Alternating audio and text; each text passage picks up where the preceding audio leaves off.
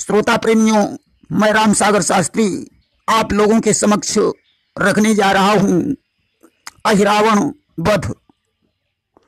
एक बार रावण के यहाँ एक ऐसे बालक ने जन्म लिया जिसके शरीर में 20 सर्प लिपटे हुए थे कि 20 सर्पयुत प्रगटे बालक, रावण कहे ताहि कुल घालक।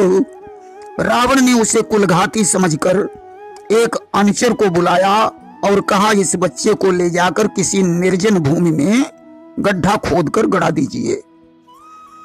कि निज अनुचर सन भूमि खुदाई, अहुई निर्मम ते ही दीन गड़ाई। अस्तु अनुचर ने उस बच्चे को ले जाकर निर्जन भूमि में गड़ा दिया। अनुचर उसे गड़ाकर वापस लौट आया। दैव योग से सिंहिका नाम की राक्षसी उस जगह पर पहुंच गई कि ताहा सिंहिका निश्चरी आई, और बालक खोद भवन महलाई। सिंहिका उस बच्चे को खोदकर अपने घर ले आई और उसका पालन पोषण करने लगी। उसने गुरु शुक्राचार्य से निवेदन किया कि इस बच्चे का नामकरण कर दीजिए।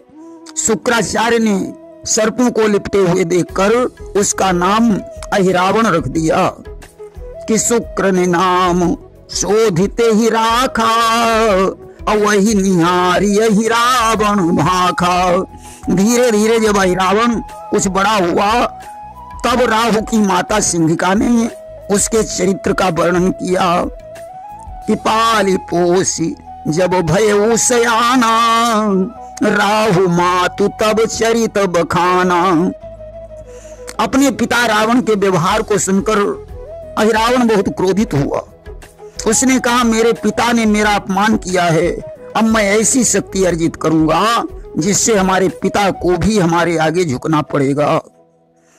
कि पितु व्यवहार सुना जब काना, वही रावण मन माह खिसियाना। आज उसने वितल लोक को प्रस्थान कर दिया। वितल लोक में जाकर उसने एक सुंदर मंदिर देखा। अस्तु उसी कामदा माता के मंदिर में बैठकर वह तपस्या करने लगा कि वितल लोक तत्काल सिधावा, मंदिर जहाँ एक परम सुहावा। उसे तपस्या करते हुए 24,000 वर्ष व्यतीत हो गए। तब माता कामदा उसके सामने प्रकट हो गई कि 24 सास वर्ष तप कीन्हा, तब कामदा दर्श ते ही दीन्हा। माता का कामदा ने अहिरावण से कहा, पुत्र मैं तुम पर प्रसन्न हूं, मुझसे कोई वरदान मांग लीजिए। अहिरावण ने कहा, हे माता, अगर आप हम पर प्रसन्न हैं तो मुझे अजय होने का वरदान दीजिए। कि मांगो मांगो बर कहे बखानी, और करहु अजय ते ही कहा बखानी। मेरे पिता ने मेरा बहुत बड़ा अपमान किया है, इसलिए वे भी हमारी शरण में आ जाएं। कि पितु अपमान की न मम भारी, और सो शरणागत होई हमारी। माता कामदा ने एवं मस्तु कहा और उनकी मूर्ति अंतर ध्यान हो गई। एवं मस्तु कामदा बखाना, मूर्ति भई सो अंतर ध्याना। अब तो अहिरावण 15 वर्ष का हो गया। वह नाना प्रकार के उपद्रव करने लगा कि वर्ष 15 बीते जबही, करण उपद्रव लागे तबही।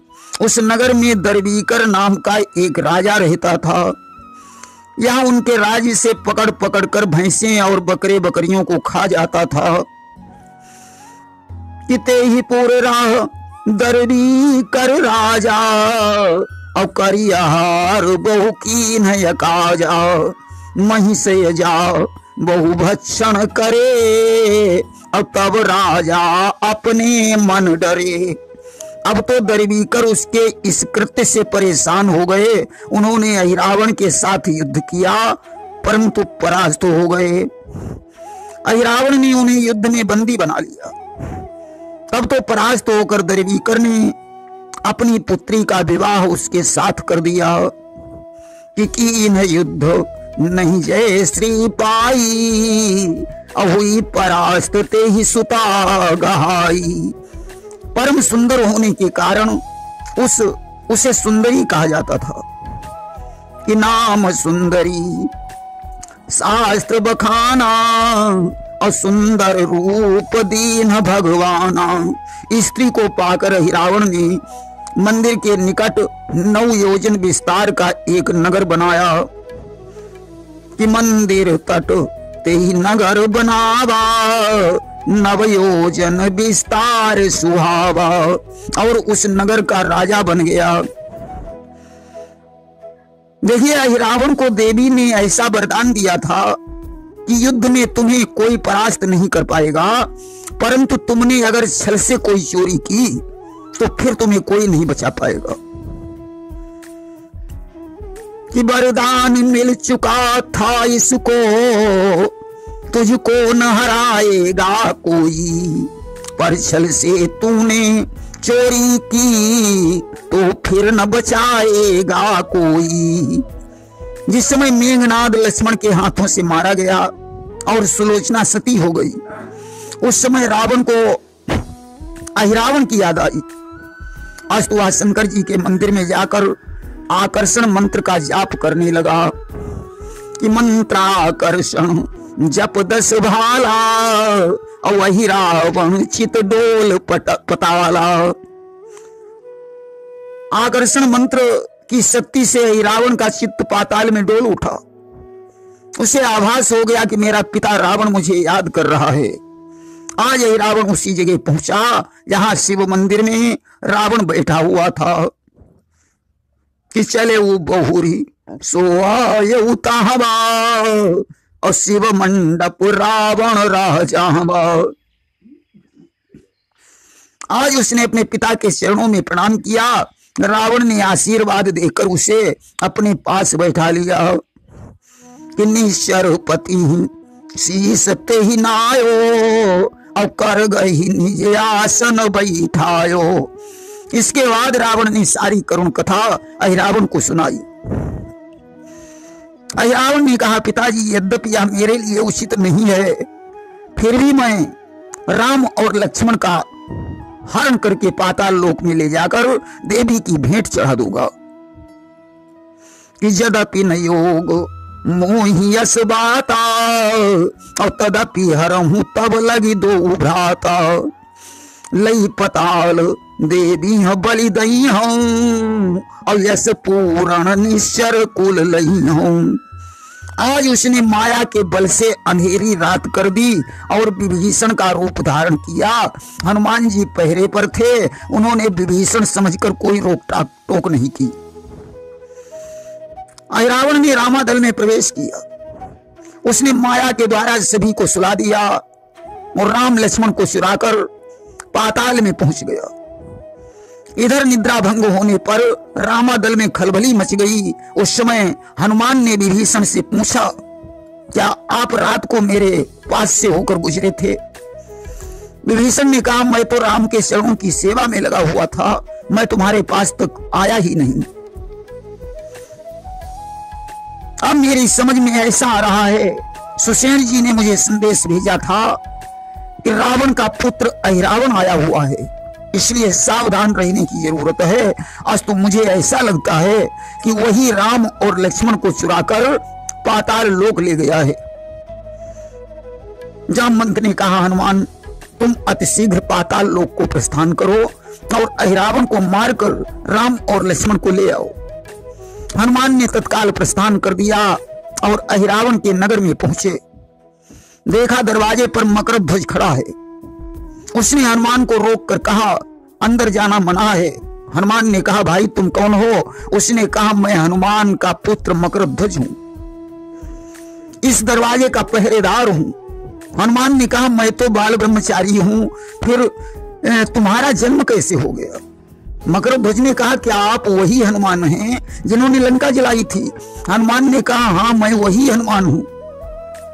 मकरध्वज ने कहा, जब आपने लंका जलाकर समुद्र में अपनी पूंछ बुझाई थी, उस समय तुम्हारे पसीने की बूंद मछली निगल गई और वह गर्भवती हो गई, जिससे हमारा जन्म हो गया। इसीलिए तो मुझे मकरध्वज कहते हैं। हनुमान जी हंसे, बड़ी अजीब बात है, तुम इतनी जल्दी जवान भी हो गए। मकरध्वज ने कहा, अहिरावण को देवी की सिद्धि प्राप्त है, मैं उन्हीं की छत्र छाया में रहता हूं, यह सब देवी का चमत्कार है। पिताजी, अब तो मैं असमंजस में पड़ गया कि स्वामी का है आदेश उधर, आदर इस ओर पिता का है, असमंजस में है मकरध्वज, या सोच रहा करना क्या है। उसने कहा, पिताजी इस समय मेरा क्या कर्तव्य है। हनुमान ने कहा, पुत्र मैं अहिरावण को मारकर राम और लक्ष्मण को ले जाऊंगा, और तुम्हारा कर्तव्य है स्वामी की आज्ञा का पालन करना। इसलिए तुम हमारे साथ मल्ल युद्ध करो, यदि मैं जीत जाऊं तो फिर तुम्हारा कोई दोष नहीं रहेगा। आज दोनों में मल्ल युद्ध होने लगा कि पिता पुत्र ही का हुआ सामना है, प्रकृति में नया आज बानक बना है। चुरा कर उधर प्रभु को निश्चर हिलाया, छुड़ाने इधर राम का दूत आया। वही जीतेगा अब जिसे जीतना है, प्रकृति में नया आज बानक बना है। आज मकरध्वज को हनुमान ने पृथ्वी पर गिरा दिया और वहीं बांधकर नगर में प्रवेश कर दिया। जाकर देखा देवी पूजा की धूम मची हुई है। हनुमान ने सूक्ष्म रूप बनाया और एक फूल में छुप गए। अहिरावण ने वह फूल देवी के ऊपर चढ़ा दिया। हनुमान ने जगदम्बा से प्रार्थना की, हे मां मुझे क्षमा करना जो मैं तुम्हारे शीश पर चढ़कर बैठा हूं। अरे मैं तो आपका बच्चा हूं। बच्चा तो कभी गोद में खेलता है, कभी शीश पर बैठ जाता है। आज जगदम्बा ने पुत्र का सम्मान किया, स्वयं स्थान को छोड़कर पाताल में धस गई। हनुमान ने अब माता का रूप धारण कर लिया। बड़े प्रेम से पूरी पकवान मिठाई खाने लगे। राक्षस बड़े प्रसन्न हैं। आज तो देवी साक्षात प्रकट हो गई हैं। अब अहिरावण ने राम लक्ष्मण को गर्दन झुकाने को कहा। लक्ष्मण क्रोधित हो गए। उन्होंने कहा, अहिरावण हम क्षत्रिय हैं, गर्दन कटाना जानते हैं परंतु गर्दन झुकाना नहीं जानते। अहिरावण ने कहा, तुम्हें जो अधिक प्रिय हो उसका स्मरण कर लो और संसार से विदा हो जाओ। राम ने कहा, यद्यपि मुझे सारी अयोध्या प्यारी है परंतु इस समय मुझे हनुमान की याद आ रही है। अहिरावण ने आज हाथ में खाना उठाया और जबरदस्ती पकड़कर राम और लक्ष्मण की गर्दन झुकाकर कहने लगा कि है धन्य तुम्हारा यह शरीर जो देवी की बलि चढ़ता है। ऐसा अच्छा संयोग भला क्या कहीं सहज में मिलता है। अरे तुम बड़े भाग्यशाली हो जो आज देवी की बलि पर चढ़ रहे हो। ऐसा कहकर जब उसने अपना खाना चलाना चाहा, हनुमान ने उसका हाथ पकड़ लिया और उसी खाने से रावण का बलिदान कर दिया। राम लक्ष्मण के चरणों पर गिर पड़े। भगवान ने हनुमान को हृदय से लगा लिया। मकरध्वज को मुक्त करके उसे रावण का राज्य दे दिया और राम लक्ष्मण के सहित रामादल में वापस लौट आए। आज राम लक्ष्मण को देखकर सभी लोग बड़े प्रसन्न हुए। प्रेम से बोलिए वृंदावन बिहारी लाल की जय।